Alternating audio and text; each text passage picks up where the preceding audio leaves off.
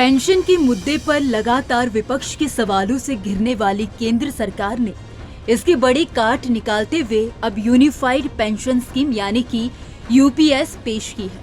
इसी के साथ देश में एक और नई पेंशन व्यवस्था आ गई है। चलिए समझते हैं कि आखिर क्यों ये नई पेंशन व्यवस्था इतनी खास है और कैसे ये पुरानी एनपीएस और ओपीएस से अलग है। यूपीएस को इस तरह से डिजाइन किया गया है कि इसमें पिछली पुरानी दोनों पेंशन व्यवस्था के गुणों को समाहित करने की कोशिश की गई है। सरकार जब एनपीएस को लेकर विरोध का सामना कर रही थी तब भी वित्त मंत्री निर्मला सीतारमण ने ये संकेत दिया था कि सरकार एनपीएस में सुधार करके सरकारी कर्मचारियों को एक फिक्स पेंशन देने पर विचार कर सकती है। और अब सरकार यूपीएस लेकर आई है।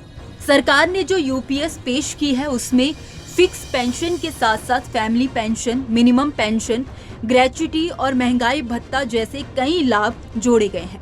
यूपीएस में सरकारी कर्मचारियों को उसकी नौकरी के आखिरी साल में जो सैलरी मिलेगी उस सैलरी के बेसिक पे के औसत के 50% के बराबर ही एश्योर्ड पेंशन रिटायरमेंट के बाद मिलेगी। हालांकि इसका फायदा 25 साल की नौकरी पूरी करने वालों को ही मिलेगा। अगर आप 10 साल की सरकारी नौकरी करके छोड़ देते हैं तब भी आपको 10,000 रुपए की एश्योर्ड मिनिमम पेंशन मिलेगी। यानी यूपीएस में पेंशन पाने के लिए आपको 10 साल नौकरी करना अनिवार्य होगा। यूपीएस में एश्योर्ड फैमिली पेंशन का भी प्रावधान है। कर्मचारी की मृत्यु पर उसके परिवार को तुरंत 60% पेंशन दी जाएगी। Assured pension, assured minimum pension और एश्योर्ड फैमिली पेंशन पर महंगाई भत्ते का लाभ मिलेगा। ये all India consumer price index for industrial workers के मुताबिक होगा। इस पेंशन स्कीम में ग्रेच्युटी के साथ सुपर एनुएशन का पेमेंट भी किया जाएगा। सुपर एनुएशन पर कर्मचारी को ठीक ठाक पेमेंट मिले, इसके लिए कर्मचारी के हर 6 महीने की नौकरी पूरी कर लेने के बाद सैलरी और महंगाई भत्ते के 1/10वें हिस्से को ग्रेच्युटी में जोड़ा जाएगा। इस पेमेंट का कर्मचारी के एश्योर्ड पेंशन पर असर नहीं होगा।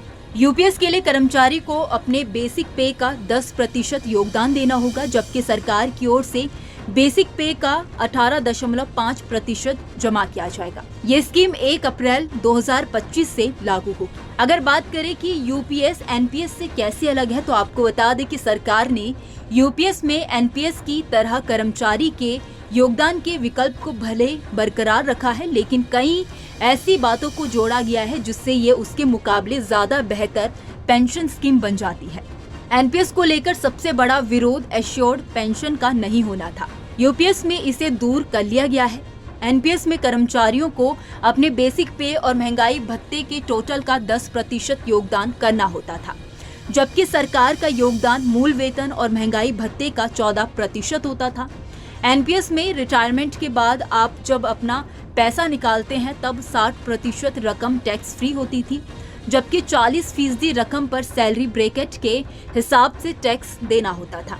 एनपीएस में एक और समस्या ये थी कि इसमें रेगुलर पेंशन के लिए आपको 40% रकम से एन्युटी प्लान खरीदना होता था, जबकि आपका जो पूरा रिटायरमेंट कॉर्प्स बनता था वह मार्केट से मिले रिटर्न के आधार पर तय होता था। वहीं सरकार ने यूपीएस में ओपीएस के कई बेनिफिट जोड़े हैं, लेकिन कुछ बातें हैं जो ओपीएस में यूपीएस से अलग है। यूपीएस में आपको एश्योर्ड पेंशन के लिए न्यूनतम 25 साल की सर्विस पूरी करनी होगी। ऐसे में अगर रिटायरमेंट की उम्र 60 साल है तो आपको सरकारी नौकरी में 35 साल की उम्र तक शामिल ही होना होगा, नहीं तो आपकी पेंशन मिनिमम पेंशन के हिसाब से एडजस्ट की जाएगी। यूपीएस में बड़ा सवाल यह है कि अनुसूचित जाति, जनजाति और ओबीएस को सरकारी नौकरी में उम्र का रिलेशन मिलता है। कई राज्यों में सरकारी सेवा में शामिल होने की उम्र 40 साल तक है तो उन्हें एश्योर्ड पेंशन का लाभ नहीं मिलेगा, जबकि ओपीएस में ऐसी कोई शर्त नहीं है। ओपीएस में कर्मचारियों को कोई योगदान नहीं देना होता है क्योंकि ये पूरी तरह सरकार द्वारा वित्त पोषित होती थी। ओपीएस में जहां कर्मचारी को उसके पूरे वेतन का 50% पेंशन के तौर पर मिलता है, यूपीएस में कर्मचारी को उसकी आखिरी सैलरी के 12 महीनों के एवरेज बेसिक पे के 50% के बराबर ही एश्योर्ड पेंशन के तौर पर मिलता है।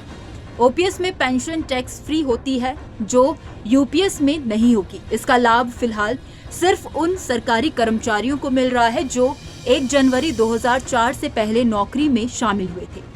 खैर, इस खबर में इतना ही। इस खबर को लेकर आपकी क्या राय है, आप हमें कमेंट सेक्शन में जरूर बताइए। वीडियो अगर पसंद आया हो तो वीडियो को लाइक और शेयर करना ना भूलें। बाकी देश और दुनिया की तमाम बड़ी अपडेट्स के लिए देखते रहिए न्यूज नेशन का डिजिटल प्लेटफॉर्म। न्यूज नेशन अब व्हाट्सएप पर खबरों की ताजा अपडेट के लिए न्यूज नेशन के इस QR कोड को स्कैन करें।